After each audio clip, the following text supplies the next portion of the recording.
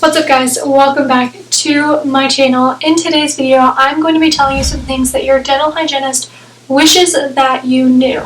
If this is your first time seeing me, hello, my name is Rachel and I am a dental hygienist myself. If this is a topic that you are interested in, make sure you hit the subscribe button because I make a ton of content related to the subject.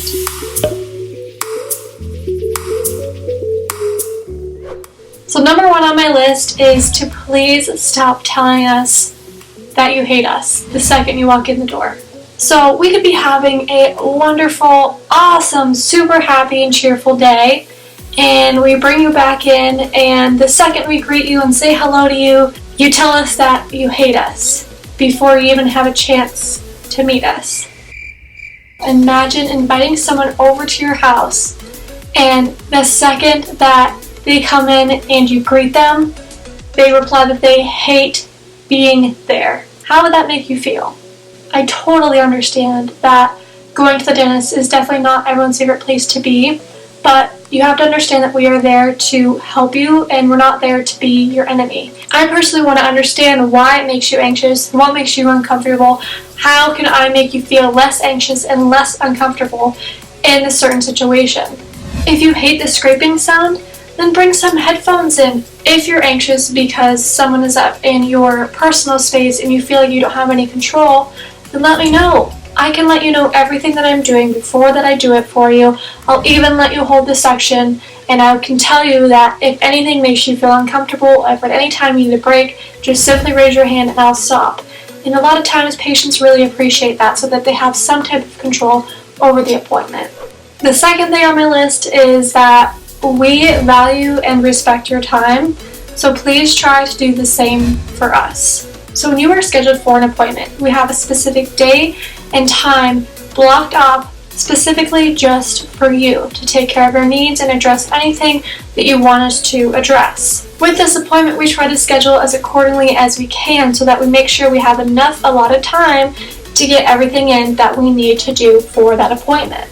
So that means if you show up 20 minutes late, for example, for a 40-minute appointment, half of the appointment is already over. So it's just not realistic to think that we can still do everything that we had planned in the 40-minute allotted time in half the amount of that time. Certain procedures take a certain amount of time to do, and if that's the case, that forces us to either compromise care or to eliminate some things out of the treatment plan that we had planned for you.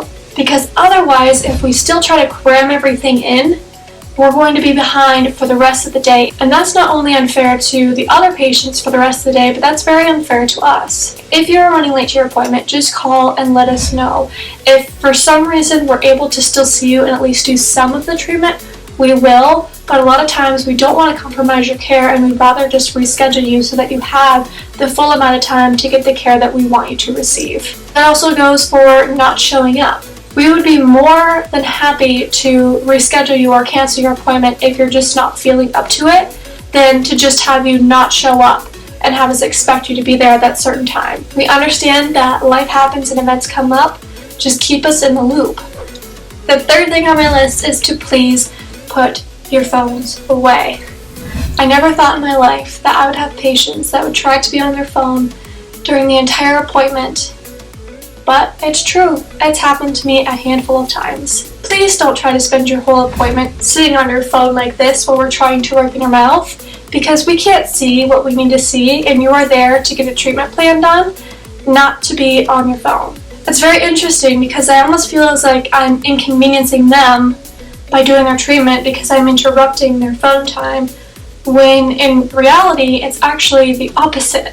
That also goes for answering your phone calls during an appointment. Please just turn your phones off or turn them on to vibrate. Don't sit there and have a full-blown conversation in my chair. Now if it's an emergency and you just have to send a quick text, that's one thing, but when you're doing that, you're just eating up your own appointment time and you're leaving less and less and less time for me to be able to do the treatment. It's just not the time or the place to be on your phone. The fourth thing on my list is to please be honest about your medical history. So when we ask you about any updates in your health history, don't just not tell us something because you don't think it pertains to your treatment that you're about to receive. because there are a lot of things that are going to affect our treatment more than you probably think. And withholding information from us not only puts us at risk, but it can put you at risk as well. We're not doing it to be nosy, we're doing it to protect you. There are several medications out there that can have very adverse effects on your enamel, on your bone, on your gum tissue, on your salivary flow. A lot of things can affect your mouth. A lot of health conditions can affect your ability to take care of your teeth. It can affect your ability to hold a toothbrush. It can affect your ability to be able to floss. Certain surgeries that you may have had done could require that you have to take an antibiotic before you come to your appointments. And just as another example for you, certain A1C levels can really affect your body's ability to heal, which again can really affect your treatment. The fifth thing on my list is to please brush before your appointments. So not only does this give us a better idea of what your home care is actually like, but it can also save you time as well. So if you're one of those people who hates being at the dentist, then a quick way to shorten the amount of time that you have to be there is to remove all the plaque off your teeth before you even get there. I've had several patients who've actually said that the reason why they are very strict with their home care is because they hate being at the dentist and they hate the scraping sound. So the less amount of buildup that they have on their teeth, the quicker they can get in and out, and the less scraping that we have to do. So if that's any motivation for you, then I am all for it. The sixth thing on my list is that we don't have X-ray vision. We just don't. I know a lot of people would love to think that we do, but we don't. So if you're refusing to allow me to take X-rays and you're asking me if a certain tooth is underneath your gum tissue, I don't know. I can't see it. You can't see it. I can't see it either. If you're asking me if there's some certain pathology underneath the gum tissue, again, I don't know. Without an X-ray, I can't see it. I can look for signs, but I can't tell you for sure if something is underneath there. That's like the equivalent of me setting a box in front of you that's completely closed and asking you what's inside of it. You have no idea. Wouldn't you rather catch things early than to wait until it's a big deal and we definitely can see it and maybe now you even have symptoms with it? There are several occasions when we can catch really early signs of decay that we don't necessarily have to fill, that we could possibly even remineralize with an X-ray. Wouldn't you rather have that done where you have a chance to fix the issue than to wait until it becomes a cavity and we have to fill it because it's so large that we now can see it? And if you're worried about the radiation portion of it, yes, of course, we always cover you up, but the amount of radiation that you actually get from your checkup X-rays is equivalent to the amount of radiation that you will receive from the sun on one given day. The seventh thing on my list kind of goes with my last one. Just because something doesn't hurt doesn't mean that nothing is wrong. So I have a lot of people who refuse X-rays because nothing is hurting them and they don't need them. Well, yes, that could absolutely be the case, that nothing is wrong and nothing needs to be done, but without having the X-ray to make sure, I can't guarantee that that's the case. That's the purpose of taking routine X-rays, so that we can keep on top of things and monitor everything that's going on. For example, if you have early gum disease, your bones aren't just going to start hurting and give you a warning sign that you have gum disease. If you have incipient decay, early stage cavities, you're not going to feel anything, you're not going to know that it's there. If you're running into advanced gum disease, again, your bone is not just going to start hurting and let you know that, hey, you have advanced gum disease. The eighth thing that I have on my list is that avoiding us just makes things worse. I've seen treatment plans that were very, very minimal that could have easily been done and prevented large things from occurring, but if you don't come back and get that treatment done, years later, it's going to turn into bigger issues that could have been prevented just by taking care of it when it was in an early stage. I've had patients who were just simple prophy patients who never came back for their routine checkups, and then eventually, years later, came back and they were now deep cleaning patients and perio patients because they weren't keeping up with it. If you don't have dental insurance, I understand that can be very expensive, so check out your local resources. check out and see if you have any colleges or any schools near you that offer dental hygiene or offer dentistry in general so that you can go and still get treatment done. Sometimes they'll do it for free, or sometimes they'll even do it for a very discounted rate. There are definitely options out there, and if you do have dental insurance and you're paying for it, then why not use it? You're basically throwing your money away if you're paying for an insurance if you never use it.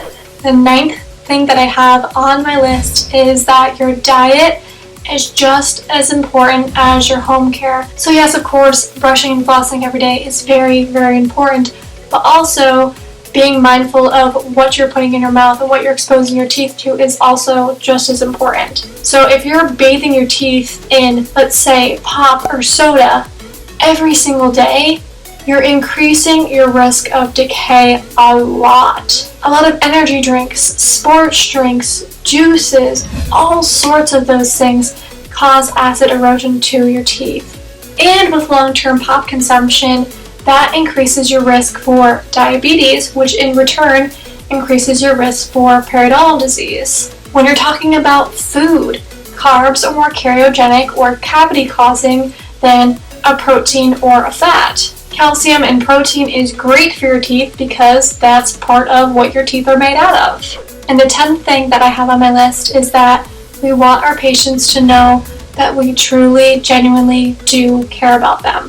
So I don't want this list to come off as me just complaining about a bunch of things about patients, because that's not what it is. It's just, I think that a lot of patients don't understand a lot of things that we do, and they don't realize how big of an impact their actions can have on us, and especially them. The reason that we enforce all the above is because we care about you. If we didn't care about you, then we wouldn't care if you had any health changes, and we wouldn't care about how it would affect you. We wouldn't care if you had any recent radiographs because we wouldn't care how it affected you. If we didn't care about you, we wouldn't recommend that you take care of your teeth because we wouldn't care if you had them or not. We don't do it to be annoying.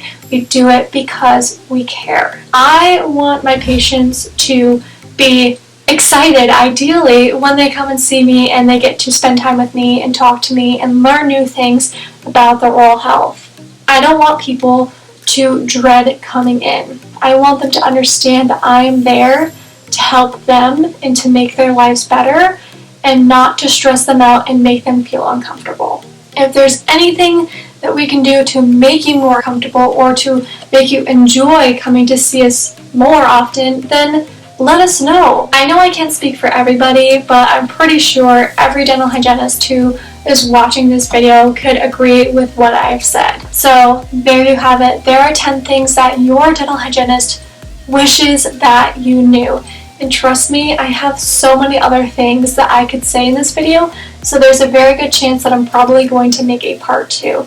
If that is something that you want to see, let me know down in the comment section below. Thank you guys so much for watching this video. If you enjoyed it, please let me know by hitting the like button down below. If you have not already subscribed, make sure that you hit that red subscribe button down below so that you don't miss any of my videos. I hope you guys all have a wonderful day, and I will see you guys in my next video. Bye guys!